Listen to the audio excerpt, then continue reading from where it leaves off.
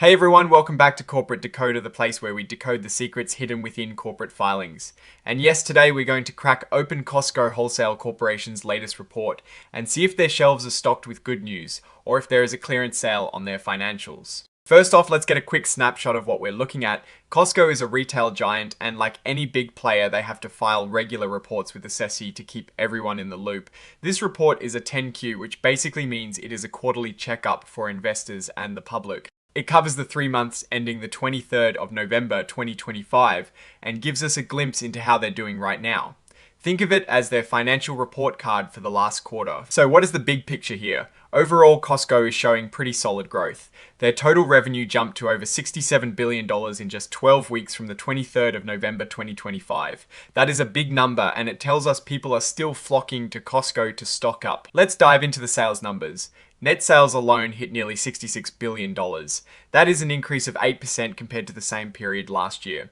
This growth is coming from a few key areas. They opened 8 new warehouses, including 1 relocation in this quarter, which adds to their sales footprint, plus they're seeing good performance from stores that have been around for more than a year. Comparable sales, which is a really important metric for retailers and indicator of health for existing stores, not just new ones, increased by 6%. This means their existing stores are bringing in more money. Now, one of Costco's secret weapons is their membership model. Membership fees are a huge source of highly profitable revenue. This quarter, they brought in over $1.3 billion from membership fees. That is a 14% leap from last year. They're attributing this to a combination of increasing membership fees and more people signing up overall. They ended the quarter with over 81 million paid members globally, which is quite a feat. Their renewal rates are still strong, sitting at 92.2% in the US and Canada and almost 90% worldwide. They did note that online memberships, including promotions, come with a slightly lower renewal rate, but it is still a fantastic number. When we look at how much profit they're making from selling goods before other expenses, gross margin is key. Their gross margin as a percentage of net sales was 11.32%.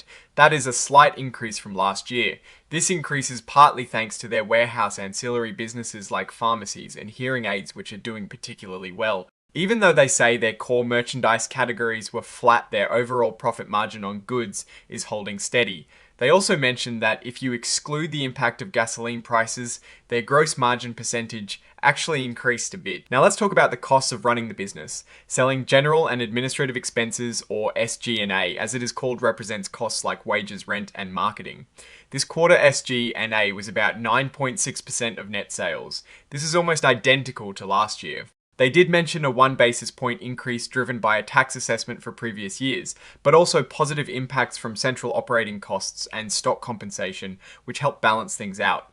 It is good to see they're watching their operating costs closely, especially in a growing business. Costco's long-term debt seems well managed. Their interest expense was only $35 million. This is a slight decrease from last year, and it mainly comes from their senior notes and financing leases, which are pretty standard for a company of this scale. On the flip side, they're earning money from interest income and other investments. For the quarter, this came in at $155 million.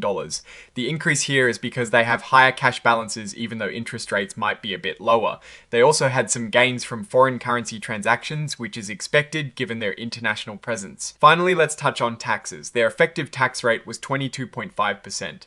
This was actually helped by some discrete tax benefits related to stock compensation.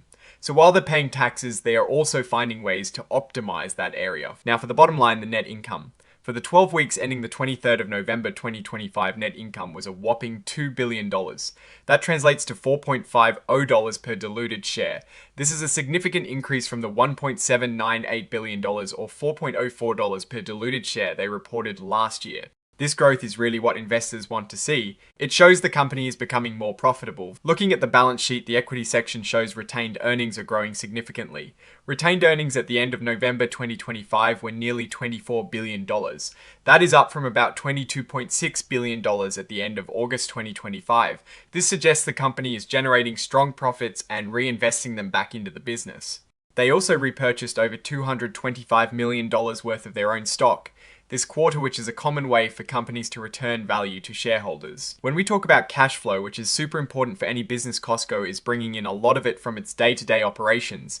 They generated over $4.6 billion in cash from operating activities in this quarter. That is a big jump from about $3.2 billion last year. This strong operating cash flow is what allows them to invest in new stores, pay dividends, and buy back stock. On the investing side, they're spending quite a bit on their physical stores and infrastructure. They spent over $1.5 billion on property and equipment, which includes new warehouses and improvements. They are planning to spend around $6.5 billion in fiscal 2026 on these capital expenditures. This aggressive investment signals their commitment to expansion and staying competitive. In terms of financing activities, they used about $1.16 billion. This was mainly for paying dividends and repurchasing stock. They declared a dividend of $1.30 per S-share, which shows they are returning value to shareholders consistently. Now, it is not all smooth sailing. Costco, like any large company, faces legal challenges. They mentioned several ongoing lawsuits, including class action suits related to privacy concerns stemming from website trackers and a federal investigation into prescription medication claims. They also have a number of wage and hour claims in California. While they've recorded some accruals for a few matters, they state they don't believe any single claim, or the aggregate of all claims, will materially harm their financial position. However, they do acknowledge an unfavorable outcome, in some cases, could impact their results for a quarter or a year. This is something to keep an eye on, but for now it seems to be in the manageable category. Let's look at how they break down their business. Costco categorizes its operations into three main segments: United States, Canada, and other international. The United States is by far their largest market, bringing in almost $48.6 billion in revenue.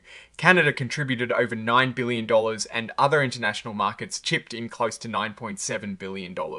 All segments are showing growth, which is a positive sign for their global strategy. And how are their product categories performing? Foods and sundries is their biggest seller, bringing in nearly $27 billion. Non-foods and fresh foods also did well, contributing over $17 billion and $9 billion respectively. Even their warehouse, ancillary, and other businesses like gas stations and travel services brought in over $12.5 billion. This diversified product offering is a strength that caters to a broad range of customer needs. Before we wrap up, it is important to remember that these reports always include forward-looking statements.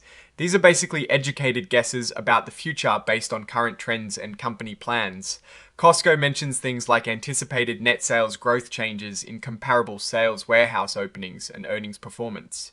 They also list a whole host of risks that could affect their future results, including economic conditions, competition, and geopolitical events.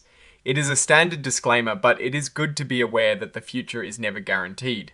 Now, looking at these results more broadly, Costco seems to be navigating the current economic landscape quite well. Their focus on value and membership loyalty is clearly paying off. The consistent growth in revenue and net income, coupled with strong cash flow generation, indicates a healthy and well-managed business. One of their biggest strengths is their diversified revenue streams from both merchandise and membership fees.